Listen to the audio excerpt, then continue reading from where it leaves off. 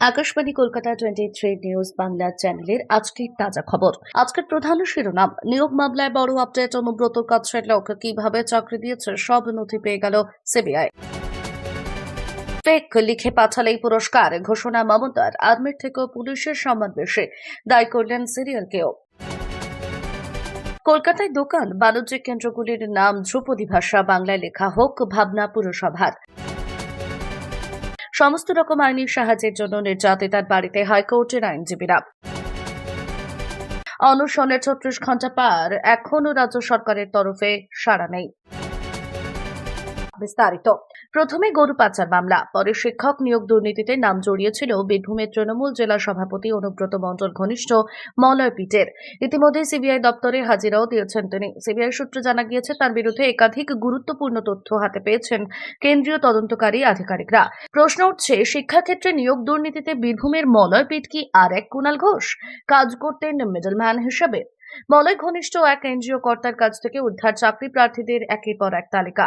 CBI জানতে পেরেছে, সেই তালিকার মধ্যে ইতিমধ্যেই চিহ্নিত ১৭ জন যারা প্রাথমিক চাকরি পেয়েছেন। এর মধ্যে ৫ জন এখনো চাকরি করছেন। এরা সবাই পূর্ব বর্ধমানের বিভিন্ন প্রাথমিক বিদ্যালয়ে কর্মরত। পূর্ব বর্ধমানে অবস্থিত এই এনজিওটি তদন্তকারীরা জানতে পেরেছে, এনজিওটি একটি বিএড কলেজ চালায়। এই এনজিওর ট্রাস্টি বোর্ডের সদস্য সাফিউল আলম মন্ডল নামে এক ব্যক্তি।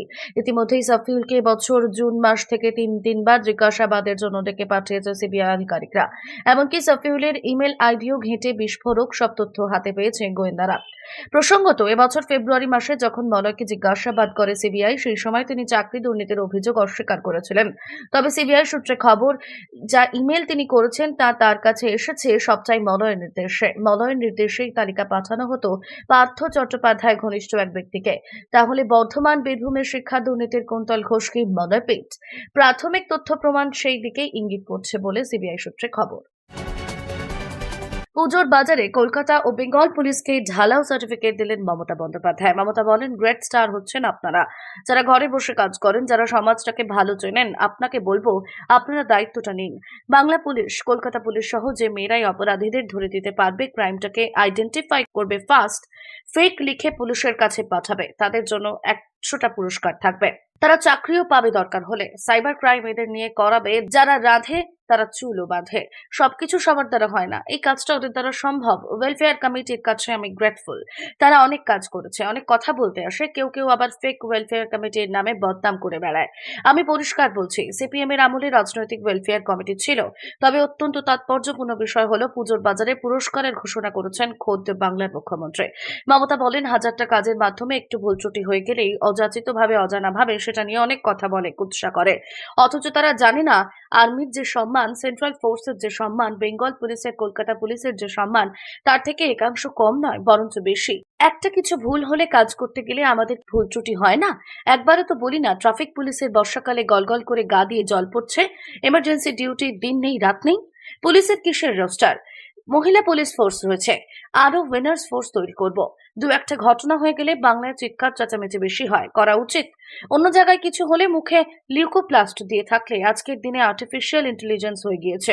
আজকের দিনে সাইবার ক্রাইম যারা করে তারা এদের মদত দেয়। ধর্ষিতাদের নিয়ে মিডিয়া ট্রায়াল করা যায় না, ক্রাইম ইজ ক্রাইম। আমি চাই কুলতলির ঘটনা পুলিশ পক্সো কোর্ট করে ৩ মাসের মধ্যেই ফাঁসি দেবে। ইউটিউবে যে বাজে বাজে ভিডিও দেওয়া হয় সেটা দেখে বাচ্চারা খারাপ জিনিসটা শিখছে। সিরিয়ালে ক্রাইম দেখায়, এই ক্রাইম দেখে ক্রাইম ফলো করে, তাদের দায়িত্ব নেই। সিনেমা সেন ক্রাইমে ভর্তি, মেয়েদের দায়িত্ব দিয়ে যাচ্ছে, ফেক লিখে সাইবার ক্রাইমে পাঠিয়ে দেন। আপনারাই পারেন, জোট বাঁধুন তো, বললেন মমতা। ধ্রুপদী ভাষা স্বীকৃতি পেয়েছে বাংলা। সম্প্রতি কেন্দ্রীয় সরকার এবং স্বীকৃতি দেওয়ার কথা জানিয়েছে কেন্দ্রীয় সরকার। আর তারপরে কলকাতা পুরসভার অন্তরে আলোচনা শুরু হয়েছে যে শহরের বিভিন্ন দোকান এবং ব্যবসায়িক কেন্দ্রগুলিতে বাংলা ভাষা ব্যবহার করে কিভাবে বাড়ানো যায়।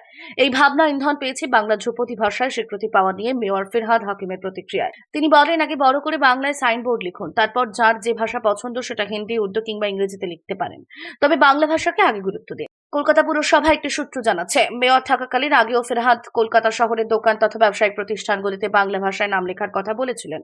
সে যাত্রায় তার বক্তব্য ছিল, রাজ্যের বেশিরভাগ মানুষ বাংলা বোঝেন, মাতৃভাষাও বাংলা, তাই বাংলা লিখলে সকলের বুঝতে সুবিধা হবে এবং এর জন্য সকলে গর্ব অনুভব করতে পারেন। কিন্তু সেবার মেয়রের এই প্রয়াস সফল না হলেও বাংলা ধ্রুপদী ভাষাকে মর্যাদা পাওয়ার পরে এই ভাবনা ইন্ধন পেতে শুরু করেছে পুরসভার অন্দরে। যদিও বামফ্রন্ট জমানাতেও এই ধরনের উদ্যোগ শুরু হয়েছিল, যে কারণে কলকাতা শহরে একাংশে বাংলায় দোকান এবং অফিসের নাম লেখা শুরু হয়েছিল।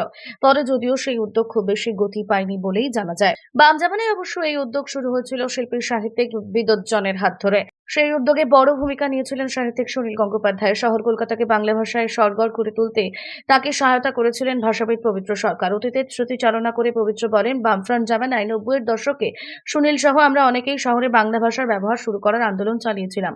সত্যি যদি আবার সেরকম কোনো উদ্যোগ শুরু হয় তাতে আমি খুশি হব। দেরিতে হলেও বাংলা ভাষা ধ্রুপদী ভাষার মর্যাদা পেয়েছে, তাই আমাদের উচিত বাংলা ভাষা নিয়ে আরো বেশি কাজ করা। তিনি আরো বলেন, রাজ্য সরকার কিংবা সরকারি প্রতিষ্ঠানগুলি যদি বাংলা ভাষার প্রসারের ক্ষেত্রে কাজ করে তবে এ ধরনের উদ্যোগ সফল হতে পারে। যে সময় আমরা এই আন্দোলন শুরু করেছিলাম সে সময় সরকার আমাদের সাহায্য করেছিল, তবে সুনীল চলে যাওয়ার পর সেই আন্দোলন অনেকটাই স্তীমিত হয়ে গিয়েছিল। আবার যদি অন্য কারো হাত ধরে সেই উদ্যোগে সফল হয় তা আমার ভালোই লাগবে।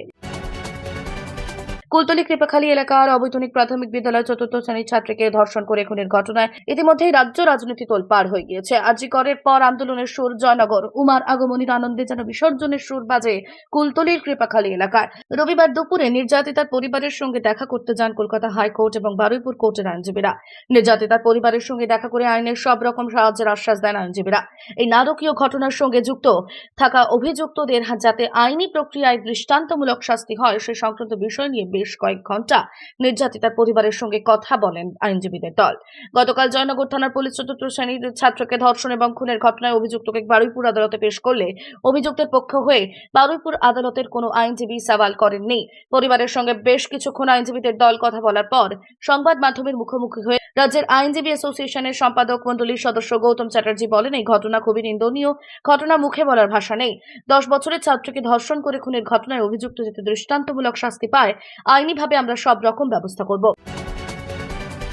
10 দফা দাবি নিয়ে শনিবার রাত 8:30 থেকে শুরু হওয়া জুনিয়র ডাক্তারদের আমরণ অনশনের 36 ঘন্টা পেরিয়ে গেলেও এখনো পর্যন্ত সরকারের তরফ থেকে কোনো সাড়া নেই। এদিকে রবিবার অনশনে যোগ দিয়েছেন আরজি কর হাসপাতালের জুনিয়র ডাক্তার অনিকেত মাহাতো। শনিবার ধর্মতলায় আমরণ অনশনে বসেন কলকাতা মেডিকেল কলেজের অনুষ্ঠুপ মুখোপাধ্যায়, স্নিগ্ধা হাজরা, তনয়া পাঁজা, এসএসকেএম এর অর্ণব মুখোপাধ্যায়, কেপিসি মেডিকেল কলেজের সায়ন্তনী ঘোষ হাজরা এবং এনআরএস মেডিকেল কলেজের পুলস্তু আচার্য। তখন আন্দোলনকারীদের তরফে বলা হয়, শনিবার যারা অনশনে বসলেন তাদের মধ্যে আরজি করের কেউ নেই। এরপর নাগরিক সমাজের একাংশের মনে প্রশ্ন দানা বাঁধতে শুরু করে যে আন্দোলনকারীদের মধ্যে কি মত পার্থক্য হয়েছে। জুনিয়র ডাক্তারেরা বারবার এই চিন্তা খারিজ করেছেন। তাদের দাবি, কারা অনশনে বসবেন, আন্দোলনের পরবর্তী পদক্ষেপ কি হবে, সর্বসম্মতভাবে সে বিষয়ে সিদ্ধান্ত গৃহীত হয়েছে। প্ল্যানজীবীতে সকলে মিলে এই সংক্রান্ত সিদ্ধান্ত নেওয়া হয়েছে। সকলের মতামতকে গুরুত্ব দেওয়া হয়েছে। যদিও রবিবার রাতে আরজি করের প্রতিনিধিও যোগ দিয়েছেন আন্দোলনে। এদিকে সরকারের তরফ থেকে এখনো সাড়া না মেলায় এই অনশন কতদিন চলবে সেই নিয়ে প্রশ্ন দানা বাঁধতে শুরু করেছে। আন্দোলনকারীদের শারীরিক অবস্থার অবনতি হতে শুরু করলে এদিকে সরকারের তরফ থেকে এখনো সাড়া না মেলায় এই অনশন কতদিন চলবে সেই নিয়ে প্রশ্ন দানা বাঁধতে শুরু করেছে। আন্দোলনকারীদের শারীরিক অবস্থার অবনতি হতে শুরু করলে জনমানসে যে বিরূপ প্রতিক্রিয়া দেখা দিতে পারে সেই নিয়ে সরকার কি কিছু ভাবছে না সেই প্রশ্ন উঠতে শুরু করেছে। Bureau report.